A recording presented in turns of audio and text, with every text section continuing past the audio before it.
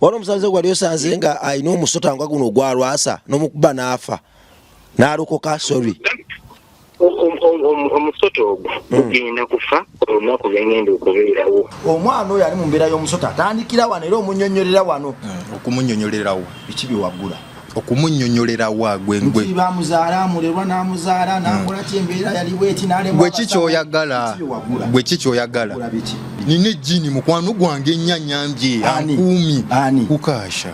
Lwasa bamutemako omutwe ne gugwa wali n'amala n'agweteekako. Lwasa yeesokolamu eriiso ne ligwayo n'amala n'alyeteekako. Lwasa yejjako omukono n'amagulu ne bigenda wali n'amala n'apyepangako. Kyogamba Musumba Lwasa tewamulaba? Lwasa saamulaba ye teyaliyo. Lwasa teyaliyo. Musumba wa walaba bubi. Lwasa saamulabako abantu be nalaba temwali mu Lwasa. Lwasa omwoyo gwange Katonda yagutambuza nga nnoonya Lwasa yekka teyaliyo. Okizani sitaani gyali? Sitaani taliyo. Okizani Katonda gyali? Katonda nzuuno wano ate kati atolowooza Katonda ky'omulala asinga wano. Lwasa nzuuno wano gwe kikyowakanya nzuuno wano nze Katonda nzuuno. Lwasa yeewera bwewezi bw'oyogera ku Katonda. Lwasa ajeregooli n'akunakuna gaakolera ddala Farawo bye yakola. Kakati nze kyengenda okukola kubanga nze sirina mpeta gyenkozesa sirina jji lyenkozesa sirina n'ekimu kyenkozesa nze nkozesa linnya lya Yesu lyokka.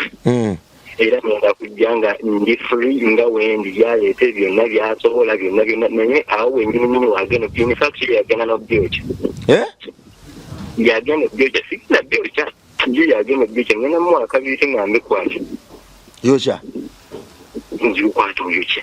Naye Lwasa bwatyo bw'agamba nti omusajja wo ngenda muwa kabiri timugamba ayokye Bayibuli ye kennyini agyeyokyeze. Pasita buli omu awera. Lwasa ngamba nti omusajja wo muleete wano Musumba wo ngenda mukwasa akabiriiti n'amafuta ateeke ku Bayibuli ayokye. Kizza muntu wamugjawo muntu yagwe wavaawa muntu nga gwe bwe wazaalibwa omuntu nze kizza muganda wange eyazaalibwa maama wange ng'era n'abalongo kwadda we bali. Maama wo gyali n'alongo gyali. Lwaki wamuggyako kizza ali mu kifaananyi ky'omusota n'omuleeta wano? Lwaki siyabira n'omwana we?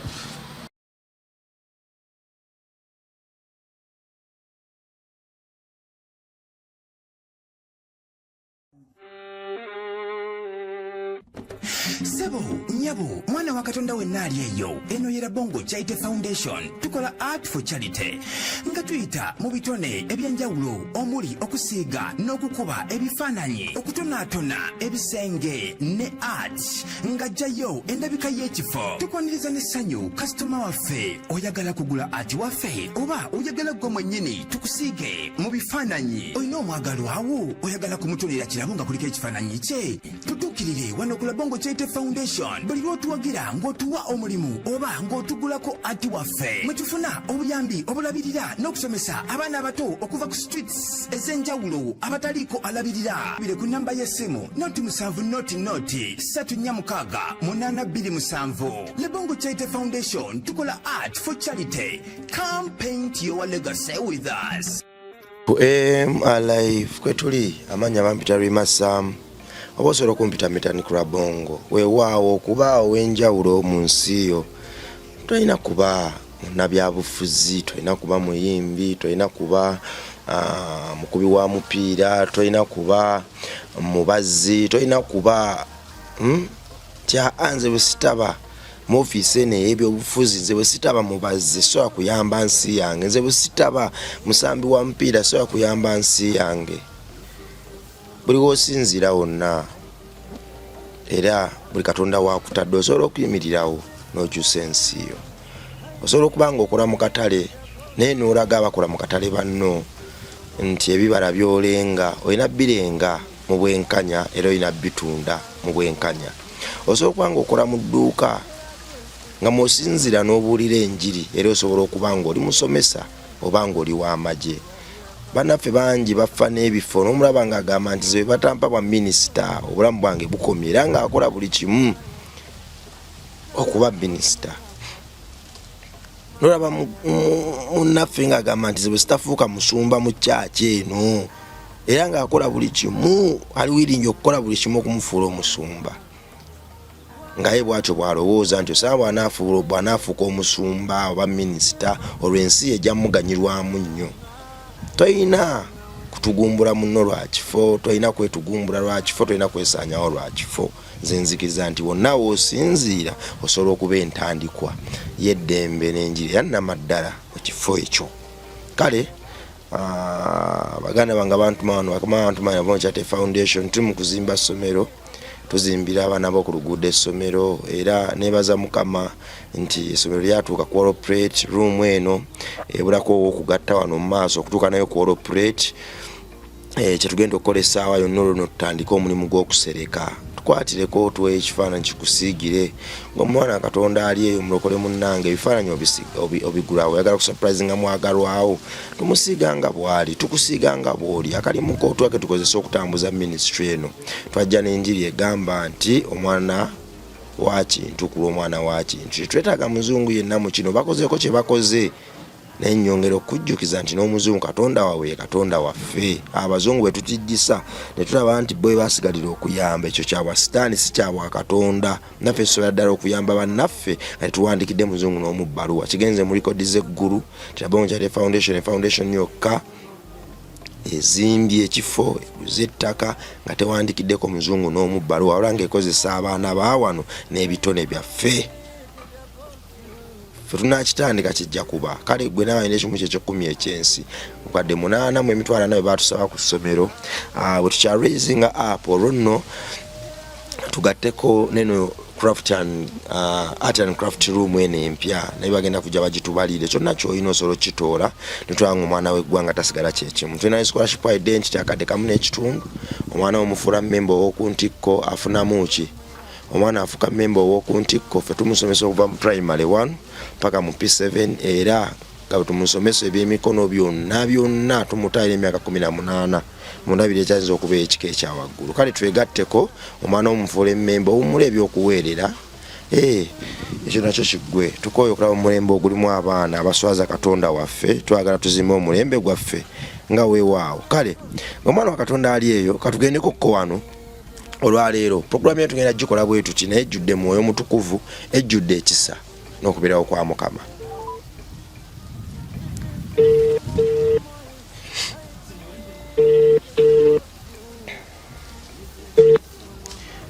Omusumba wanjisebo Mukama yeebazibwe ssebo. Amina so Mukama yeebazibwe. Weewaawa wewe ekitiibwa. Ono bamuyita Labongo. Labongo nze mpitibwa omubulizi w'enjiri Mwesigwa Joshua. Mwesigwa Joshua. Weewaawo oli live kwemu live nga nsanyuse nnyo banaye kuba n'abawuliriza abaffe n'abalabi baffe ku live streaming eno. Weewaawo Mukama mulungi ekiseera kyonna era yateekateeka ennaku ennungi n'embi olwa tulina okumwebaza olwa zonna kuba yalina ekigendererwa lwaki. Kaakati omusumba wankubirako ku ssimu era tubale tutambula naye ng'ezimu ku nsonga ezakunkubisa essimu zaali za mukulu Lwasa omusamize Fuluku Illuminati okutandika okweyita Katonda n'okulimbalimba abantu nti yatonda n'akomayo era n'ombuulira obuweereza abo nti gwe obuweereza abo wakutabaala masabo ng'osuula musamize omu ku omu nongamba nti bw'oyingira mu ssabo emmandwa zidduka buli kimu okikuba ne kidduka. Musumba amaanyi ago kwolesebwa okuwa kufuna otya wakitandika otya? Nti kati omanyi kiba kirungi nnyo okwesigama ku Bayibuli mu buli kimu. Bayibuli egamba nti nno weesigame ku Mukama mu ngeri zonna era teweesigamanga ku ndowooza yo ng'omuntu. Then ekirala ekyawandiikibwa kye nasinziirako okulaba ng'okwolesebwa okwonkuna nasima mu Yokaana emu then n'okkiriza wansi waliwo Bayibuli wegamba nti ekitangaala ne kikka enzikiza neetayinza na kukiyinza neetakiyinza. Amakulu gaakyo gali nti nno buli lw'obeera n'ekitangaala munda mu ggwe osobolera ddala okusinga enzikiza yonna yonna. Akatangaala ne kaba nga kali katini katya nga kali mu nzikiza ko kamala ne kalabika. Kakati Bayibuli eba etuyita nga tuli kitangaala kya nsi ate nga tulaba Sitaani akyakola emirimu gye. Nze nasalawo ne ŋŋamba nti kanyimirireko olw'omubiri gwa Kristo okulaba nga abantu bano tubaswaza. Mu Bakolosaayo Colossians 2:15 wegamba nti nno yajjako ab'amasaza bonna amaanyi era n'abaswazaswaza. Yesu yabaswazaswaza naye abantu bano bakyagala kwegulumiza. Awo wenzijira ddala okwolesebwa okwo okulaba nga twongera okuswaza abantu bano. Yesu bw'aba yabajjako amaanyi ate lwaki beeyita Katonda. Bayibuli egamba nti omusiru yekka yagamba nti Katonda y'ataliiyo. Ate n'alaba mwami Lwasa ng'agamba nti ndiye Katonda. Kwegamba ndaba nga tatambula na Bayibuli gyendaba, nze kyendaba kirala ate ye kyalaba kirala. Kati Katonda waba atuwadde ag'amaanyi n'obwo obuyinza yabutuwa. Yesu yafa ku musalaba n'agamba buli kimu kye munaasabanga mu linnya lyange kijja kubaawo. N'atuwa obuyinza ku nsi ne mu ggulu. Kati waba obuyinza abutuwadde lwaki tetubukozesa? Nze awo lwava olesebwa kwange ne ŋŋamba nti abantu bano esirinza kubeera wantu wali kizikiza ng'ate ndi kitangaala. Ekizikiza ekiri mu bo abantu bo nga bo kubanga Katonda ayagala aboonoonyi naye tayagala boonoonyi, oba he doesn't love sin, tayagala kwonoona naye aboonoonyi abaagala basobole okudda gy'ali bakyuke.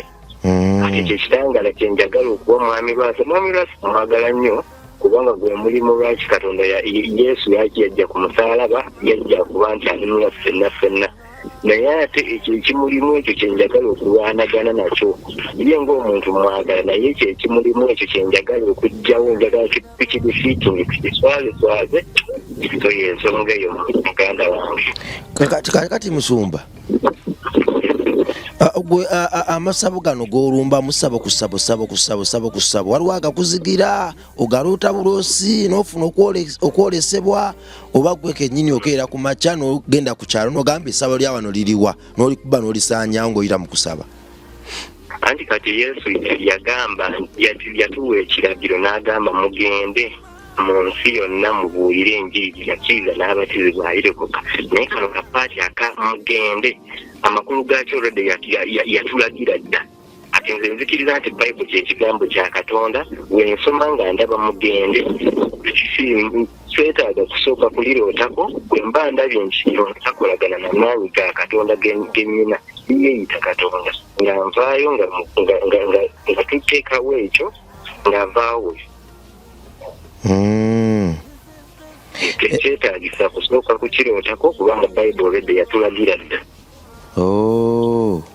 Yesu kennyini yayogera. Weewaawo waliwo obadde okyayogera? Waba alinda ze n'agamba nti lino nga tugenda nayo nga tulirumba naye ng'okusinga ngoberera Bayibuli yatusindika.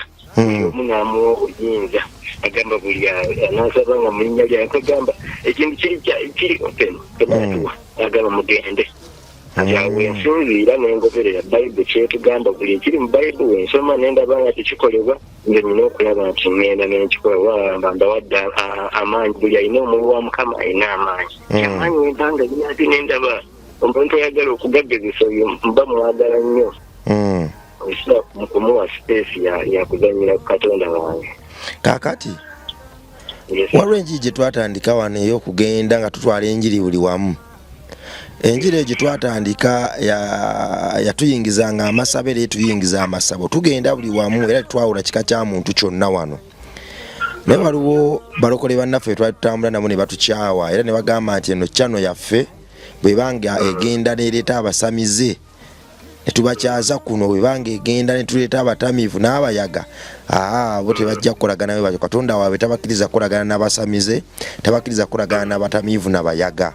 Embeera eyo gyogerako ki? Katonda waffe yatutuma ki era ayagala ki? Era enjiri tulina gitambuza tutya nagibuulira tutya?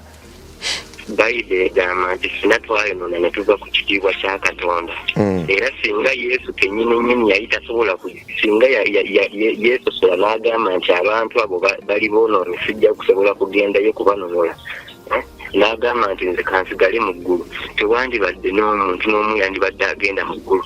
Bayibuli erina weyogera nti Yesu we yakka emagombe nja kunoonya scripture yakka emagombe n'abuulira abasaints abana betulaba nti baali batuukirivu enjiri ne bazuukira ku mulundi ogwo ne batandika okutambulira mu Yerusaalemu. Amakulu gaakyo bonna baali bayonoona ne be twali tulowooza nti kati for instance Dawudi miti yasobola omuntu alina omutima gwa Katonda kubanga Bayibuli erina weyogera nti omuntu after God's own heart alina omutima gwa Katonda nga tasobola kutuuka obutuukirivu obwa Katonda kennyini.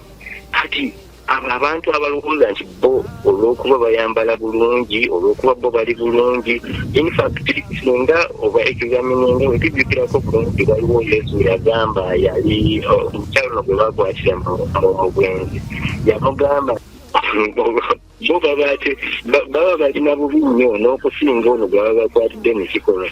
Abo abantu singa osobola okufuna bulungi singa Katonda akutwalako mu mwoyo n'osooka weetegereza embeera zaabwe njagala nkukasa kikulu ekinnaakyo tebali batuukirivu. Kati bwe baba nga si batuukirivu lwaki ate basalira bannaabwe omusango? Ne Yesu waffe ffenna tusobole okugyayo abantu bano mu nsi tusobole okubanonola kubanga abantu bano singa nabo bafiira buli lwe ndowoozaako ku kifaananyi eky'omuliro ogutazikira kubanga ku nsi omuliro gufoota Jessica Kagalo wuliranga tulina mirembe naye omuliro ogutazikira muno ne bamuteekayo nga talirowooza kuvaayo mirembe na mirembe naye ate nga wali olina solution.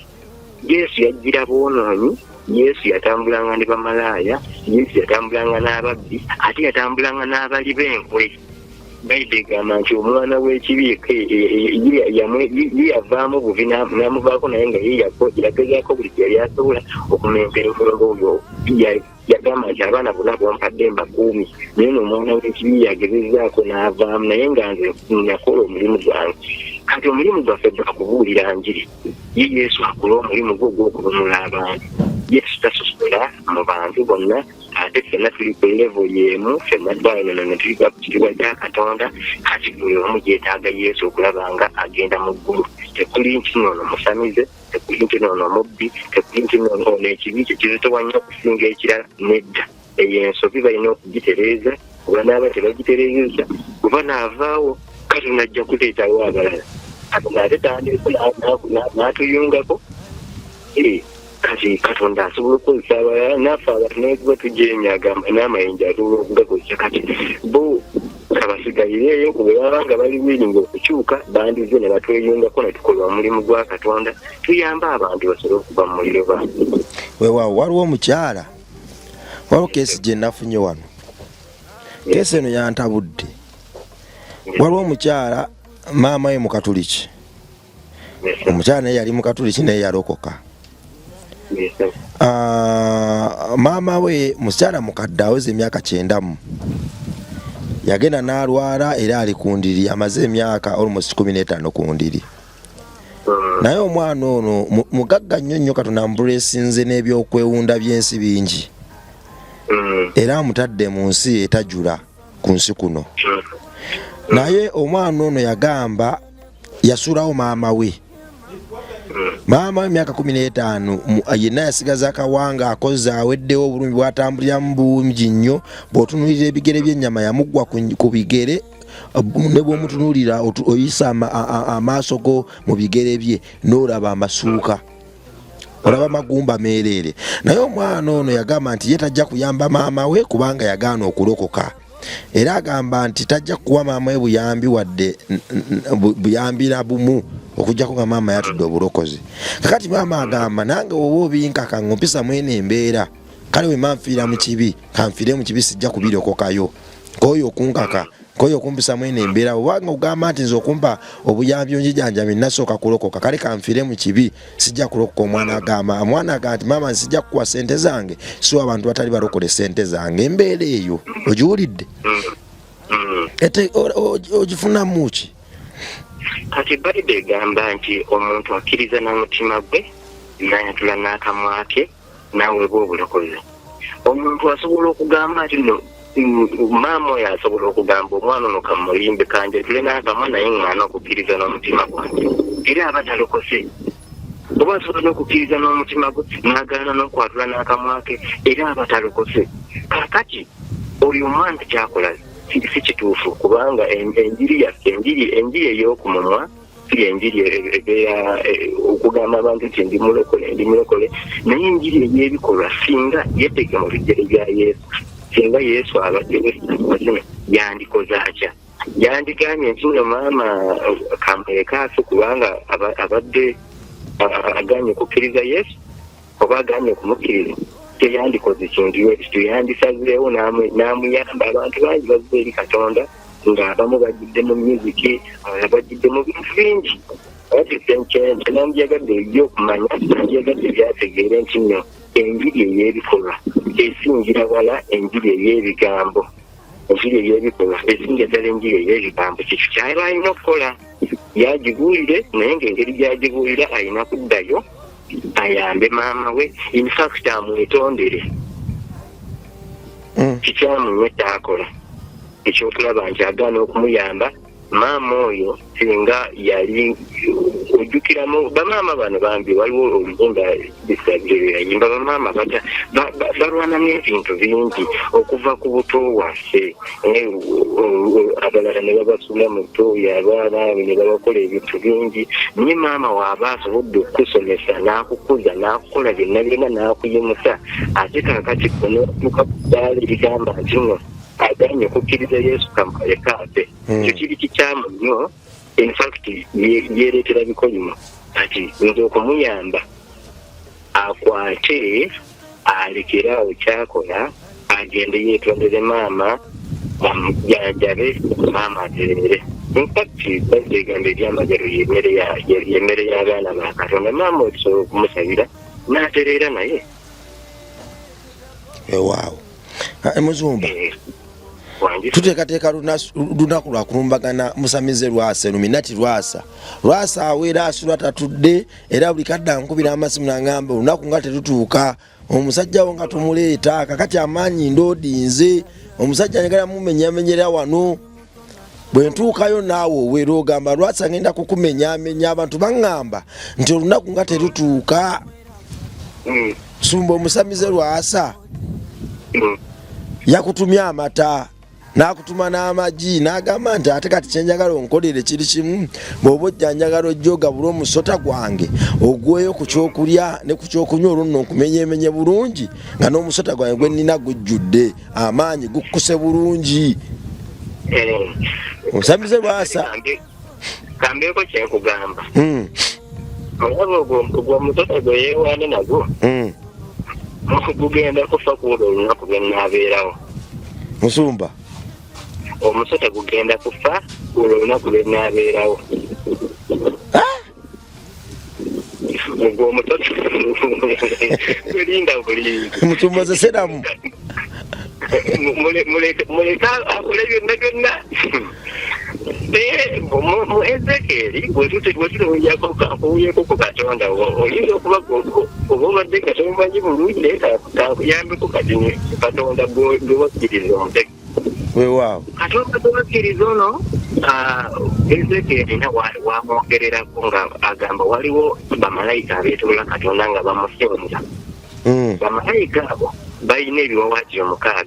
Ebibiri bibikka amagulu, ebibiri bibikka amaaso, nebibanga byetoolola Katonda nga ebibayamba okubuuka nga bagamba ekigambo kimu mutukuvu mutukuvu mutukuvu emirundi 3.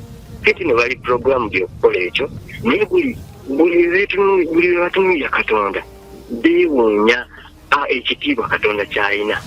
Ate omanyi lwaki ensonga babikka ku maaso gaabwe batebikkako lwa nsonga ekitiibwa kyokya. Ekitiibwa ekituukira okwokya malayika bwekituukira okwokya malayika n'agamba owaayi kambike ku bigere byange kambike ne ku maaso gange Katonda oyo nga gwe nakkiriza kati kati Lwasa ekitiibwa kyakka mu biseera bya Yokaana ne kimuziba n'amaaso n'awandiika gundi eno yawandiika Revelation ojjukire baamuteeka mu sepiki ya Butto ne bamufumba ne bamusuula mu volukano ne mugaamu ebirimu ekitiibwa kya Katonda kankubuulire ekyo nagambye Lwasa namugambye Lwasa onvuusugula naye abalala kubanga gwendaba kali katono bwekasi Lwasa ku musota gy'alina ku magini g'alina Lwasa namusanga ekibbo kyonna akijuzizaamu mayembe nga yagakolera ne saddaaka gakyali fresh agamba nva kuwanga mayembe gonna nga atotobaza omusaayi gwonna gumujjudde era naddamu naŋŋamba nti omusajja nga tomuleeta njagala omulokolewo oli omulokole mufunyeefunye amayembe gagano nga wanze Bayibuli egamba mu biseera bya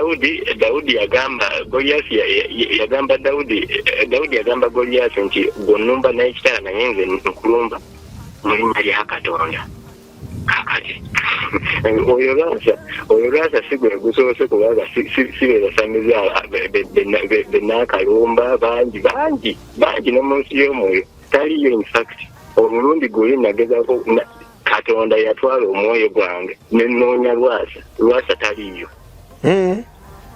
nagenda nasanga abasamize banne nga batambula badduka emisinde bwe yadduka nga batya bukirikibwe kyali kintambulira nga noonya feesi ya Lwasa saamulaba Lwasa tatuuka mu nsi ya mwoyo Lwasa mufere talina wadde ne mandwa talina waba alina azira ekyo juzi wano ebukeerere gwe nakwatako obukwasi amaanyi ne gamukuba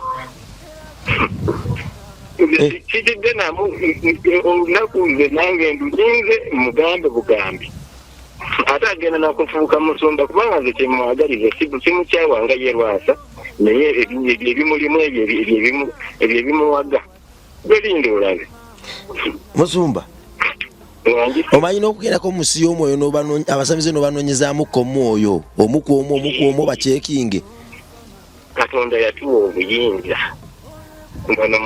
mu biseera bya Musa Katonda yatwala omwoyo gwe n'amuwandiisa ekitabo kya Genesis ng'ate teyaliiyo obuyinza bwonna Bayibuli yetuwa kati newuunya abalokole n'atwala Enoka n'atambula ne Katonda simanyi ekitabo kya Enoka aliyo kitabo kisomyeko n'amulaga ebintu bingi n'atambula naye n'amulaga ebintu bingi paka we yabula n'okukula paka ne kaakati then Filipo Katonda yamubuzaawo so okubulawo naye poshoni yaffe okusinziira ku Bayibuli ng'ekiri mu Bayibuli kyenkola kinyumu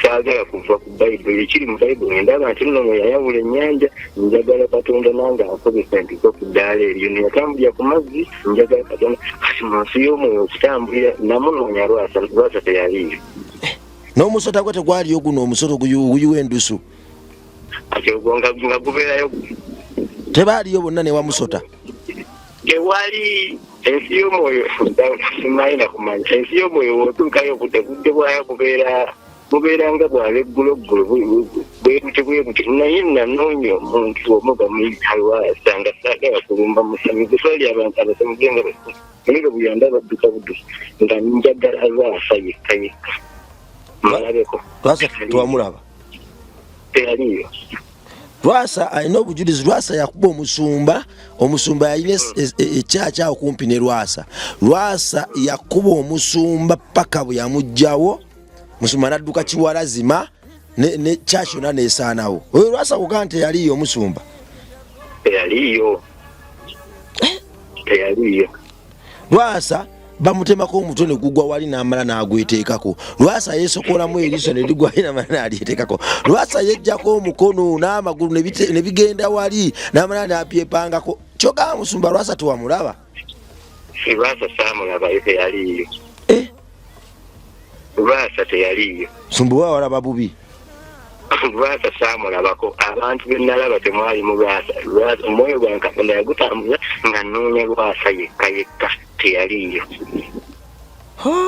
Lwasa alina abakazi babiri ebijujulu bibiri mu nju emu era yagambye byasiimye afuneyo n'ekyokusatu afuneyo n'ekyokusatu ebijujulu abe n'ebijujulu bisatu mu nju saabasamize kati nze lwaki tagenda kukangakanga nze kintu kimu kyenjagala kufuna budde lwasanze musisinkana kubanga ayidawe eno gyembeera nyenze noonya bangi benyenze noonyaga n'abamu kugamba Katonda omanyi Katonda alina ebintu byakola okusobola okuzimba okukkirizako kujulunako mu biseera bya Musa yasuula omuggo wansi kale yali abuusabuusa Katonda n'amugamba suula omuggo wansi okufuuka omusota n'amugamba ddamu ogulonde neguddamu negufuuka omuggo amugamba teeka ekibatu kye mu lubeerwa agenda kiddamu kigulira ebigenga agenda okizzamu kati kwegamba mulimu ebintu bingi Katonda byatuyisaamu ngambye nti ekitangaala ekizikiza tekirina ngeri gye kisinga kitangaala maanyi ate bino byenjogera nzize mbidemonstrating ewantu wangi obulaba nyina obuvumu siye yakasooka mu basamize benakasuula bangi obakubye wano omusanze gwali osanze nga alina omusota nga guno ogwalwasa n'omukuba n'afa n'alokoka sorry omusota ogwo gugenda kufa olunaku lwengenda okubeerawo omusota ogwo kirina kyengenda gukola naye gugenda kutakubaawo nga nawe omusota gugenda kufa olunaku lwagenda okulumba musumba nagukwata gugenda kufa nga bwinjaawo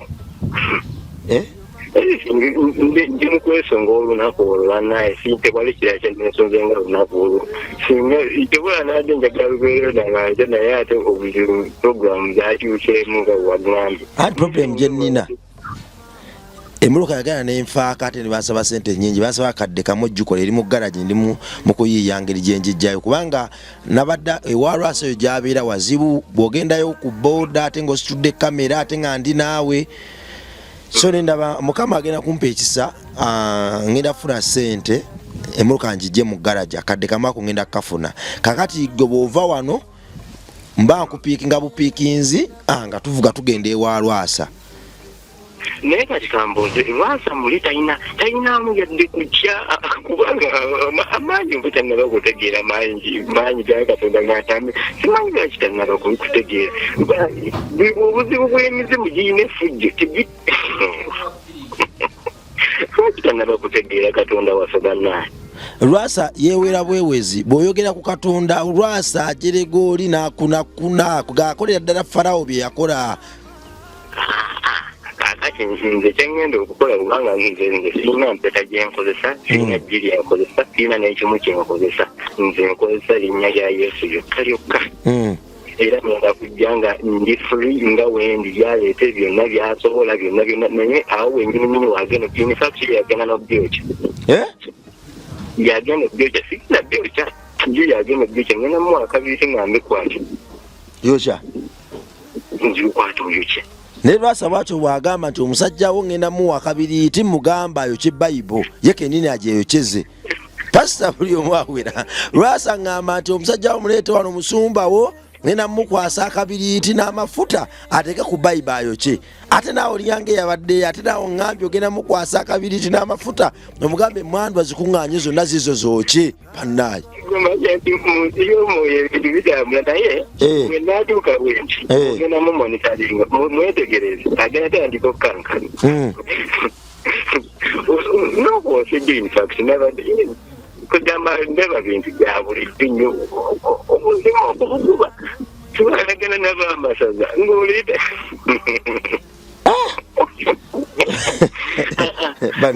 onaga bino bigenda kunyumira Katonda ayambe kamera ezo zibeere nga tewali buli kimu kikodingibwe zigenda kuba zitokota butokozi kamera era tugenda kuba n'eryanda era yakuba tulina eryanda limu kati ngenda kufuna emitwalo 12 ngule eryanda limu eddala tubenga lino bwe liggwako tutekamu buteesi ddala kuba eryanda libadde tusumbwanga bwe liggwako ate tusooka kuwummulamu ssaawa emu ne tukyajinga kakati ngenda kusaba ne Katonda era atuwa obugabirizi nfune emitwalo 12 tugule eryanda eddala sho yonna erina kuba live nga tugikwata live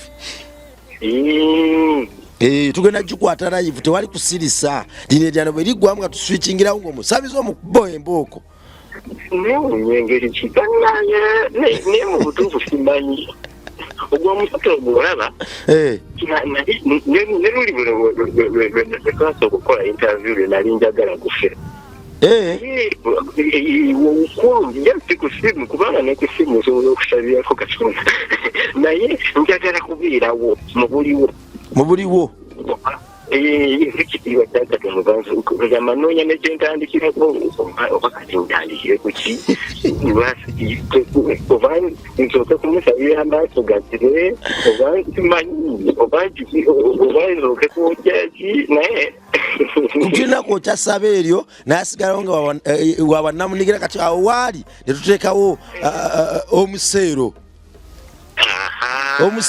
Bible study ne tubanga abantu nabo okukyala bakuŋŋaanira awo okusoma Bible oyo atajja nakugisomesa bulungi Bible nandi mufuliddeyo Bible in fact yagamba nti alina Bible zalina omazi azikozesanga wayagala ne Quran yagamba Bible yasobola ogikuramu olupapula n'alufuyisa enjaga kati ngagikwatako mumalenje mugo Bible nyini olawo wanasobola ogikwatako ajamu gyakolamu lizira n'ateekamu amasada ge n'afuuwa olaba ndaba ejjoogo ly'omwanya oyo lyalituuse bwe likoma singa kino biŋŋambye nga enkya bwe tugenda okujja kubanga kati kankubuulire kino oyo lwasa wanaaba awedde tugenda kuddamu kulekamu Africa kali nali nasirika kubanga amaanyi gali nali ndimu spetinga nnyo nengenda nebikakanamu abira kubana abatonoba abakatani ninga saagala okulima naye omukasatu mumayizi wali agenda kudda kitandika okunoonyayo n'abantu mbalina bangi nnyo benkyalamu mbalina bangi nnyo era betumaliriza ono kamera yaffe genda vaddo tuddo nga tufuumuula buli musabize ate emakindi wano bayitirira kati lwasalyeyo busaabala naye ate wano ab'emakindi wano buli muyimbi avaavaayo okuyimba ng'omuyaga abamweyana ayandosezza simanya bbaamu simanya bulamu buli muyimbi kati avaayo aba n'akasabo mu nju kati abe twagasoko tuwewenyule embooko entukuvu batandika okuyimba gospel olaba nze mu bbiri yalindooza bbiri abiri namwenda nasooka nensiriikirira ndaba amaanyi ga Katonda maagi nnyo ate ndaba bingi genyina okukola neŋŋamba akasooka enzikakkanemu ate okukakkana kwange era kakyerezaamu omuntu ng'okakkanye naye nga okukakkanako mwosabire abalwadde ne bawona ofuumulefuumu kale nze nnomo yange wemba nga nnyinako wendi nga wona agamba nti ndudde okunoonya Katonda ofuumule okukamizoombo teberezaamu singa kati ezirayo kamalize lwasa oyo oyo mwetaaga buli nina okukola buli kisoboka tebwasa nina okumusinkana ekisoboka kiri ensobi gye yakola yakwagala kutunza mu ccupa n'akutiisatiisa eccupa eri gye yakiteeka simanyi ngeri magi ge gayingiramu kati njagala agireete gitunulemu buli kimu kyasobola naye bwe naatuukawo bwe ntitagenda kusobola kuyimirira ekyo kikome ku kinnaakyo ng'ogendamu yabanga ate ndino weewaawo kakati Musumba waliwo omwami yansirikira singi kasanvu ku simu yange nagamba ako kamusumba okumujja ejjinja okumutambuza paka wano mu kibuga era natandika wano kampeyini saagala kuola okwatemu ssente zo zonna njagala abaana ba Katonda abali kuno batuyambeko ku facilitatinga Musumba kubanga ekimu eky'ekkumi bakitoola kubuulira njiri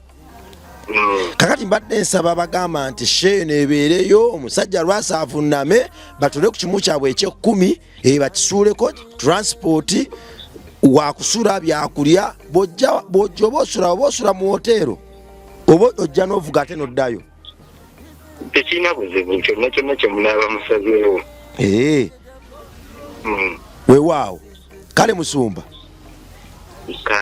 akuume naye bambi nyamba lwaki mwetaaga simanyi kati oba tunasinkana ddi kati nze ngenda emmotoka yensibye ngenda kugikola mu busungu obwekira kubanga naye ndi munyiivu ebitenkanika ngenda kugikola era ndowooza mu nnaku nga ziizo nze mpulira akasente ngenda kukafuna akadde kamu bagisibe kuba yavaako emipiira era nalinva wa Lwasa nevaako emipiira ebiri omulundi gumu nefujja alikola bwasa ine fujjo nayimva mutwalira kigambo nevaako empiira netula wansi naye kakati ngenda kukikanika mukama atusaasire genda kuddawo era mu bwangu obw'ekitalo tulina okukola pusho eyo tulina okulumbagana Lwasa essabo neryokyebwa osuubiranga mu lunaku kibannaye kansabe mukama nnyambe kanindeko leero nenkya ennaku nga 3 awo 3 ku nnya kanindeko ndabe Katonda kyanampa naye tugenda wa Lwasa kutta Musota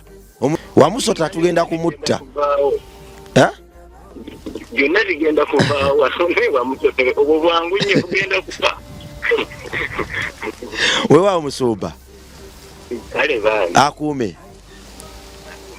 weewaawo kakati gwe mwana wa Katonda ali yatugoberera olunaku tugenda kulutegeka gwagamba nti musajja wa Katonda essabo lya Lwasa ino disaanyaawo osobola tuyamba ku facilitation natateekamu nnyo kasente ke kuba ava Jjinja osoganze naye emitwalo 10 gyakuleeta pasita naye emitwalo 5 naye emitwalo 4 gyakumusasula hoteeri naye emitwalo 4 gyakumugulyayo kikoko ng'agenda omusota gwa Lwasa aguyuzeyuze Katonda agenda kuwa omukisa enjiri ng'omusamize bwavaayo ne yeefiiringa olw'obusamize bwe naffe tulina okwefiiringa olw'enjiri tulina okuwulira amaanyi gajjuzibwa tugobe kubanga abaana abato kati essaawa zino tewali muntu yenna celebrity alowooza nti Katonda yamuwadde obwa celebrity bonna bagamba sitaani yaabwe bawadde ate n'abalala bababuzaabuza okubalemesa okubabuzaabuliza ddala oli aba amanyi nti yalina kye yakola yayimba buyimbi n'abawaakabi kati ate n'alimba ono ajja nti amutiise nti gwe olina okuba owaakabi olina kusaddaaka olina kati n'amubuza